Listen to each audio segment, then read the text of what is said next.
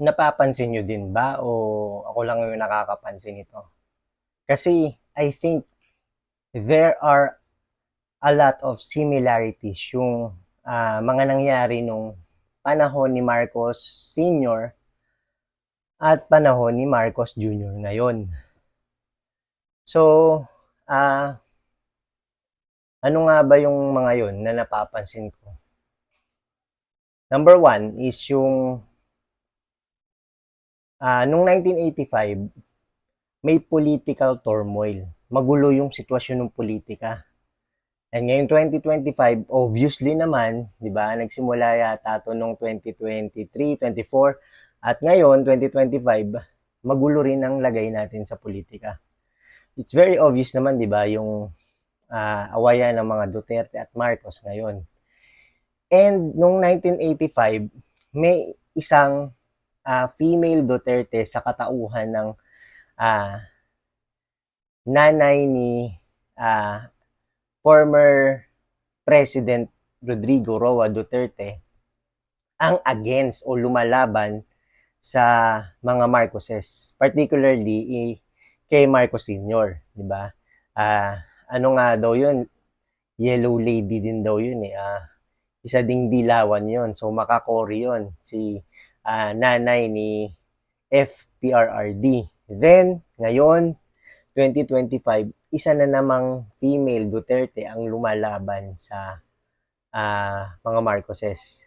Sa katauhan, of course, no other than Vice President Sara Duterte versus uh, President Bongbong Marcos Jr. Number three, yung ano na yon, point na yon, di ba? And ngayon naman, going to number four, is 1986, may snap poll election. And doon sa snap poll election na yon, merong widespread na dayaan na narurumor. Ina-allege na meron ngang malawakang election fraud at that time, noong 1986. Tapos, ang kalaban noon ni Marcos Sr. ay isang widow na may apat na babaeng anak na very similar din ngayon or nung 2022, nung presidential elections, kay former Vice President Leni Robredo na may tatlo naman ding anak at isa ding widow. And ang mga naging status nila, former President Cory Aquino, nagtatapos sa O yung apelido niya. And former Vice President, meron din president sa ano niya, naging status niya before. Former Vice President Leni Robredo. May O din sa dulo. So, di ba? Ang quite striking yung similarities, di ba? What a coincidence. At hindi lang yun. Number 5, si Juan Ponce Enrile na dating defense minister ni Marcos Sr., na yun nga, naging instrument din sa pagpababagsak sa kanya. Siyempre, part yun ng cabinet ni Marcos Sr. At ngayon, Marcos Jr. administration, part pa rin siya ng Marcos administration. Siya nga ang chief legal counsel ng administrasyong kasalukuyan. And then, number 6 is, yung kay Marcos Sr., may faction ng military na nagrebelde sa kanya noong 1986, di ba? Tumiwalag nga si Juan Ponce Enrile na defense minister at then General Fidel V. Ramos na naging presidente noong 1992 hanggang 1998. Ngayon naman sa Marcos Jr., may mga rumored naman din na paggalaw ng mga military or military adventurism na sinasabing kakalas nga daw sa chain of command, led or pinamumunuan ng mga ex-generals at ng ilang active AFP personnel. So yun, may mga intel na kumakalat na ganyan. Who knows, di ba? Hindi natin alam. And for me, sana wag naman mangyari. Pero kasi, yung similarities nandun eh. Number 7, 1985, yung mga forces na nagsanib-sanib, may mga puwersa nun na tumatawag sa pagbaba noong 1985 ni Marcos Sr. Yun ang, syempre, number one na dyan mga leftist. Tapos yung Catholic Church, tsaka mga ordinaryong Pilipino, di ba? At ngayon, 2025, may mga forces o puwersa ding nananawagan ng pagbaba ng Presidente BBM. Number one na dyan ang DDS. Diba? DDS ang number one na dyan. Tapos, may mga leftist element din na nagpapa-resign all.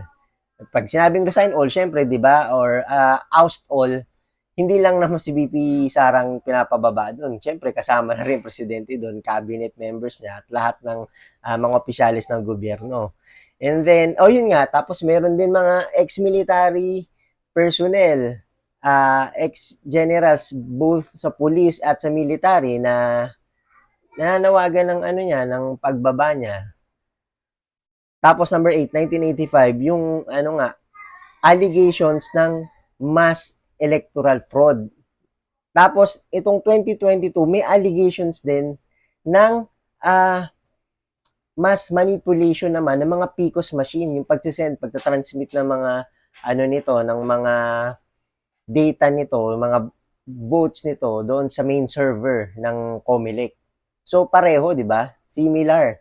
Number 9, nung panahon ni Marcos Sr., ang governor noon ng Cavite is si Juanito Remulla Sr., which is ang tatay ng mga ex-governor and congressmen na si John Vic Remulla at Jesus Crispin Remulla, na ngayon ay DILG secretary, si Sec John Vic, and then si Sec Boying Remulla ng Department of Justice. So yun, alyado ng Marcos Sr. ang mga Remulla noon, alyado rin ng Marcos Jr. ang mga Remulla ngayon, di ba? Tapos number 10, last, sa palagay ko, is ang Marcos Sr.